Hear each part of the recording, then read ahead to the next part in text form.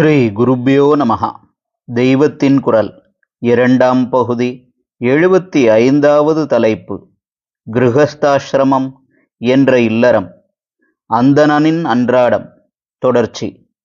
போஜனத்துக்குப் பின் புராணம் படிக்க வேண்டும். அதன்பின் பிற ஜாதியாருக்கு அவரவர் வித்யைகளை கற்பிக்க வேண்டும். கொஞ்சங்கூட சிரம பரிகாரத்துக்கு பொழுதில்லாமல் மறுபடி சாயங்கால ஸ்நானம், சந்தியாவந்தனம், ஔபாசன, அக்னிஹோத்திரம், மற்ற ஜபங்கள், இரவில் செய்கிற வைஸ்வதேவம், சத்கதா ஸ்ரவணம் இவற்றை செய்துவிட்டு அப்புறம் போஜனம் செய்து சயனிக்கப் போக வேண்டும். அநேக நாட்களில் இரவில் பலகாரம்தான். ஏகாதசியில் முழு நாளும் பட்டினி. ஒரு க்ஷணம் விடாமல் கர்மாதான், டைட் ஒர்க்கு தான். சாஸ்திரங்களை பிராமணர்கள் எழுதி வைத்து கொண்டார்கள், ரட்சித்தார்கள் என்பதால் ஹாயாக வேலையில்லாமல் இருக்க வேண்டும் என்று பண்ணிக்கொண்டு விடவில்லை.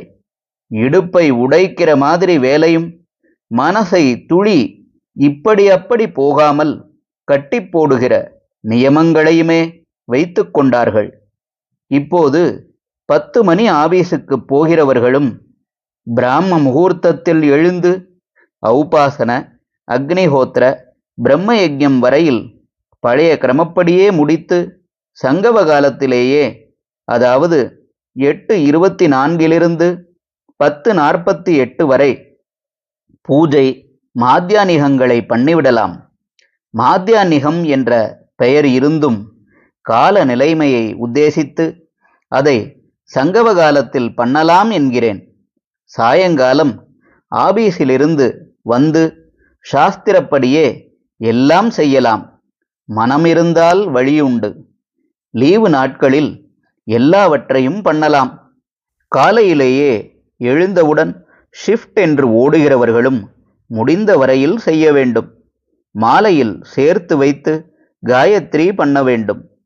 ஒரு வாரம் காலை ஷிஃப்ட் என்றால் அப்புறம் ஒரு வாரம் பிற்பகல் ஷிஃப்ட், இரவு ஷிஃப்ட் என்று வருகிறதோ இல்லையோ, இவற்றில் முடிந்த அனுஷ்டானங்களையெல்லாம் செய்ய வேண்டும். செய்யவில்லையே என்ற தாபம் இருக்க வேண்டும். செய்ய வேண்டும் என்ற ஆர்வம் இருக்க வேண்டும். அதற்கே ஒரு வேல்யூ உண்டு. கருணாமூர்த்தியான பகவான் இதை கவனிக்காமல் போக மாட்டான். ரிட்டையர் ஆகிவிடப் போகிறோமே என்று அழாமல், எப்போது ரிட்டையராகி அனுஷ்டானங்கள் எல்லாவற்றையும் பண்ணுவோம் என்று எண்ண வேண்டும். ரிட்டையரான பிறகே அத்தியனத்திலிருந்து ஆரம்பித்து அனுஷ்டானங்களை பண்ணினவர்களும் லட்சத்தில் ஒருவர் இல்லாமல் இல்லை. உலகில் எந்த மதத்தையும் விட தொன்று தொட்டு வந்திருக்கிற இந்த அனுஷ்டானங்கள் நம்மோடு போய்விடாமல் இவற்றால் நாம் பெறுகிற நன்மையையும் லோகம் பெறுகிற நன்மையையும் உண்டாக்குவதற்கே சகல பிரயத்தனமும் பண்ண வேண்டும். ஹரஹர சங்கர, ஜெய ஜெய சங்கர. தெய்வத்தின் குரல் மேலும் ஒலிக்கும்.